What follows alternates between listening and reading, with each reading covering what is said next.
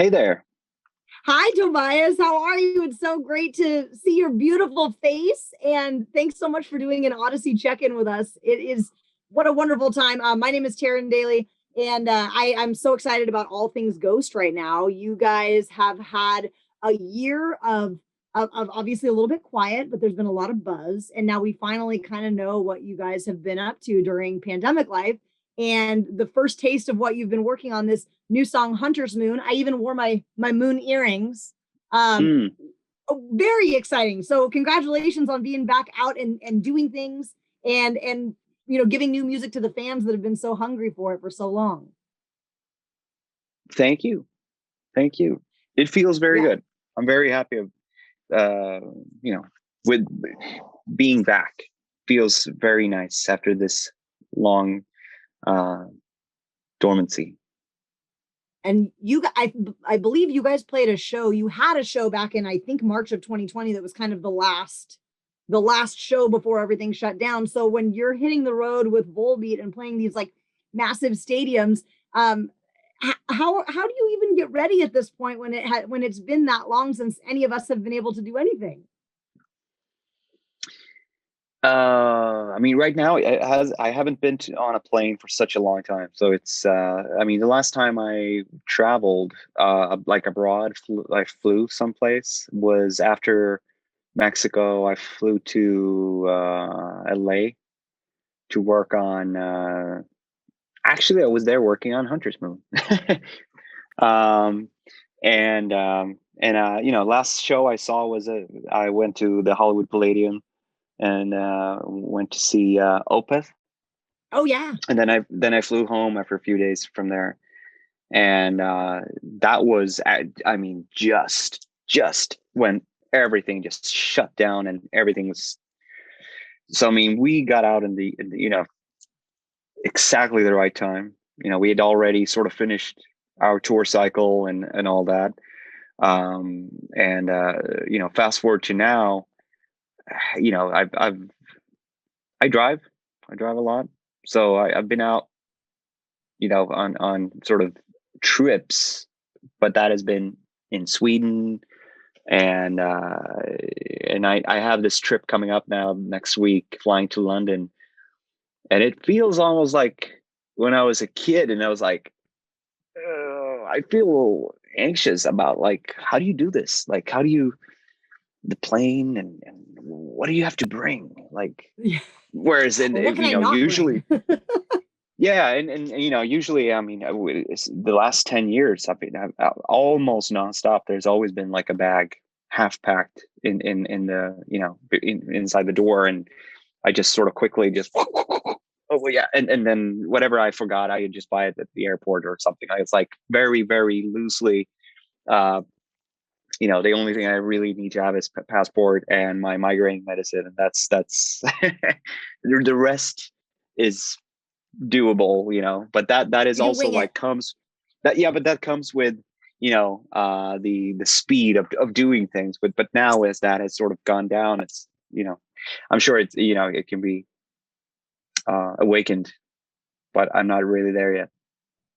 Well, we were so excited to hear the details of this tour with Volbeat. And I mean, it sounds like you guys have kind of become friends on a couple different levels. I know that you both contributed to Metallica's Blacklist. And that Mm. that album was just such a cool, surprise for the Metallica fans who have basically influenced just about any band that exists in the world. Did you guys know for certain that Enter Sandman was going to be the song? I know you've played it, live before, but was that the natural choice, or were there any other Metallica songs that Ghost was considering contributing to that project? Uh, I think I might have briefly considered something else, but as we were asked to participate in that on the blacklist, I think it was quite clear, at least in my head, that we were gonna uh, put together like a real recorded version of Enter Sandman. I feel the concept of making covers, and this is by no, I'm not trying to in any way sort of uh, turn it out to be that all the songs that we have ever covered has been like subpar songs that we wanted to fix. But sometimes when you decide to cover something, at least in my world, at least in my head and in my heart, I feel that I need to do something to them that either sort of puts it forward in terms of like sound. It could be something that's simple, um, or that there's like some sort of skewing with it. Like we did "Here Comes the Sun" years ago, which is obviously a very, very happy, summery sort of track. And it was, it was turned into this minor, very dark, almost like nuclear track. Um, and I think that historically, one of the most covered pop artists, popular cultural artists, Bob Dylan, the reason why a lot of artists have covered him is not only because the tracks are so good, but it's also because his own versions of his own tracks are usually very, very bare boned. Mm-hmm. And they're sort of insinuating the melody. It's like, and it's like, oh, you hear the melody. It's like, kind of like there. It's only, and as a singer, you just want to like, you just want to sing it out. You want to sort of flesh it out more. The problem with Metallica songs is that the songs are so fleshed out. They're so cemented. There's really no room for interpretation in my head. But also Yeah, and in the speaking, version yeah, the version that you guys did, I mean, you respect the song so much, you put the Ghost stamp on it, but without reinventing Enter Sandman. Except for that intro, like, oh my gosh, you're like, are we going to be in this? Is this going to be a piano song the whole time? I mean, it's absolutely stunning. But you guys really did do the song so much justice, and it's such a beautiful contribution to that project. thank you. You're very welcome. And Volbeat is on that as well. All these different artists. Have you and Volbeat been buddies going back before this project? Not really. I mean, we've been, we're colleagues Mm-hmm. I mean, for as long as we've toured, they have been out touring as well. So, but never like close friends. No. Well, this will be very exciting to see you guys share a stage together. When Ghost first started coming to town years ago, I believe the size of the venue that I was at was maybe like 800 people, and I think the fire marshal came because they may have oversold the tickets a little bit. But then you guys were playing, 1,700, and then it was 7,000, and now it's tens of thousands. How do you process that kind of success over the course of your band's career? Um, how do you process that? Um, I think if you are a touring band that tours continuously and you do what most other touring bands do, you do your own tours, and then you support, and then you do your own tour, and then you support someone else, and then you do your own tour, and then you do a festival. So you sort of go on these sort of cycles of going back and forth. And usually by the time, if you ever get to play an arena or like a sport hall yourself, for the most part, I think most rock bands at least have done that before, supporting someone else. That's sort of the code of the road. You do that. Unless you're like this overnight sensation and then just sort of jump up and I can't tell for that, because our career might have gone quickly in the beginning, but the last 10 years has been pretty sort of normal in terms of like what you supposed to do, grinding. So sometimes the novelty of doing something might not be as overwhelming as the first time you played a stadium show at all. We don't play stadiums ourselves. We don't play like football stadiums. But we've done it as quite many times, supporting Metallica, we've supported Iron Maiden, we've supported Foo Fighters, we've supported other bands and stadiums as well. And same thing went, with arena shows. All those bands that I've mentioned, we did arena shows with before. So once you sort of accidentally do an arena show yourself, it feels like, oh yeah, I know this. I know what to do. And then everything else, when it comes to planning your own tour in arena size, what dawns on me is that I've prepared for so many years when I was nowhere near playing anywhere for money. I was hardly in a band. I was like already sort of sketching on arena shows. And once you sort of find yourself in a position where you can actually, you're sort of, you're excused to come up with your arena show now. The first thing that happens is like, no, that won't work. That's too expensive. You can't do that. No, you can't do that. Oh, that's a cell line. Oh, you can't do that.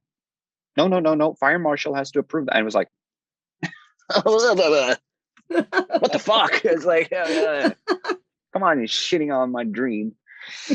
So it's actually a lot of, back when we were touring in clubs and we were playing El Corazon, for example. I mean, obviously El Corazon sort of stands out as one of those, like,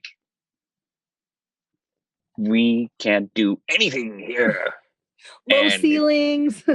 Oh yeah, I mean, no production whatsoever. Which it was always a hassle for me, because I always wanted to bring a lot of production everywhere, and I didn't want to discriminate any market, any town, any fan from seeing the same thing as they had seen, online somewhere, or what they've heard of. So many a time, you come to a city and you have that sort of El Corazon moment where it's like, fuck, I really wish we could come back very soon and just play the more, or something, like, and just do like a real show. Funnily enough, I remember that El Corazon, we played El Corazon twice, but the second show was definitely like one of those where it's like, wow, this is a really cool and special show. I mean, can't wait to get back. But it turned out cool. It was a lot of fights, though. I remember there was a lot of fighting like going on in there. Yeah, but it was kind of there was a fighting going on and stuff that was a little alarming. But then when you fast forward to now, when we don't have those physical limitations of playing like a little club with low ceiling, there's other things that sort of comes in, other factors. Yeah. Principally because you have to fix everything. When you play arenas, you have to, like, when you play a theater, at least there's like a black box. If you go into Paramount or something like that, there's the stage is sort of has a little bit of a natural ability to sort of look the part. Whereas when you play an arena, you have to like come up with everything from floor to ceiling. Like, that's the entire thing. I am so excited to see you transform these big arenas. It's going to be so magical, and the fans are stoked. And all of this news kind of came down during Halloween season. A couple of years ago, I actually carved a Papa pumpkin. So, I mean, you guys kind of go hand in hand with Halloween. And then, funny enough, the song Hunter's Moon is featured in the credits of the new Halloween Kills movie, which I believe is out now. And I mean, how cool to be associated with a franchise like the Halloween franchise. I mean, that's about as legendary as it gets for Halloween season and spooky movies and things like that. Do you watch a lot of scary movies yourself? I do, or especially I have throughout my life. I turned not so positive maybe 20 years ago, I think, when I sound old saying that, but it's I was a big fan of scary movies ever since I was a kid, basically. So when I was a kid, this is the 80s, so it was like all like Friday the 13th and Nightmare on Elm Street and Hellraiser and all that shit that sort of came at the time. and gravely infatuated with that. When I was a little bit older, I got sort of started as with music. I sort of started going backwards and started exploring like the more kitsch sort of cinema of the Mhm. 70s, and like a lot of the Italian films like Lucio Fulci and stuff like that, and and was, you know, enormously um, in awe of the whole genre. And then around 2020, like 2000, like in the late 90s to early 2000s, when The Ring came, The Ring really scared me. I remember on 9/11, 2001, I was in a band called Repugnant at the time, and we had just recorded a new demo, and I was sitting making the cover. It was a cassette cover. It was a cassette tape, and I was sitting making that as I had the TV on, and just noticed the the planes hitting, and it was just like, oh. And I remember so clearly, I was alone in the apartment. I don't know if it was the happenings on TV that startled me. I don't know what it was, but in the apartment, I was in my neighbor's apartment for some reason, because I was borrowing something. But I was sitting there borrowing like a technical equipment, and they had mirrors everywhere in the apartment. And I remember how afraid I was for mirror for seeing reflections, because I had just recently seen The Ring. And it was one of those moments. I can't believe I'm sitting here watching this piece of news, and I'm sitting here like worried about uh, mirrors, because it really affected me, that film. And ever since, I must say that most horror films that I've seen is not good, Mhm. because I think, and you know, a real cineast might come in and just start kicking my ass on this one, but I dare to say that something happened after The Ring, where there was like a, okay, no holds barred, like now everything is going to be from start to finish just scary. There's nothing funny anymore. There's nothing cozy, nothing like charming, no transport. It's just like from start to finish pure fucking horror. And I don't like that. I prefer, even Alien, that was one of the scariest films I've ever seen when I was a kid, Mhm. was cozy. It had like moments of tranquility, Mhm. but like a lot of the new films has nothing of that, Yeah. and therefore I don't like them. So Well, I will tell I you, tend to sort of ignore a lot of the new things, because I yeah, think that sure. they're tasteless, basically. The part of The Ring was filmed less than 2 miles from my house, so I drive by where the barn is every single day, and it still freaks me out. So I'm with you. That movie definitely impacted me as well. I know that. So if anyone has not yet watched the music video for Hunter's Moon, that is almost like a short, scary movie in and of itself. It's pretty creepy. Do you come up with concepts like that in your own mind, or is there somebody that kind of helps you with that vision, to put something out there that was so kind of, ooh, it gives you the chills a little bit? I mean, yes and no. Everything that we do that sort of transforms into moving pictures always has to go through someone else, simply because I'm not a director myself. I am not like privy to all the. I'm very very interested in cinema, but I'm not myself able to sort of take the entire idea into finished. That would, I'm, you know, I'm a musician, so I would love to go into that, but as of right now, there always has to be some sort of um, uh, what do you call it, like interpretation of what I said. Mm-hmm. Um, and yeah, I mean, the idea for that video was originally different. I had a script written that was more a story of two kids doing, you know, it started somewhere and ended somewhere, someplace. And because of budgets and because of traveling restrictions and all that, we had to rework the idea. Mm-hmm. And it had to become what it had to become, basically, as we say in Swedish. And if I were to direct my own things, it would be a little bit more like storytelling, like real story, like a chronological order. But I sort of shot that, when I noticed that my idea was too complicated and it required building a a room within a room and stuff. I'm when it comes to films, I'm not very dogma, as in Danish like lo-fi films. I'm very Kubrick. I'm very much, we have to build this thing that sort of goes around, and it comes on like, and it requires like days and days and days of work of carpenters, just like very complicated. So sometimes, but it always ends up on a list of unfulfilled ideas, and that is getting pretty long. Well, you have a beautiful brain for all of this. It obviously is reflected in the music that you put out there, and it's certainly reflected in the stage performance that you see when you go to a ghost show. I am so pumped that you guys are coming back.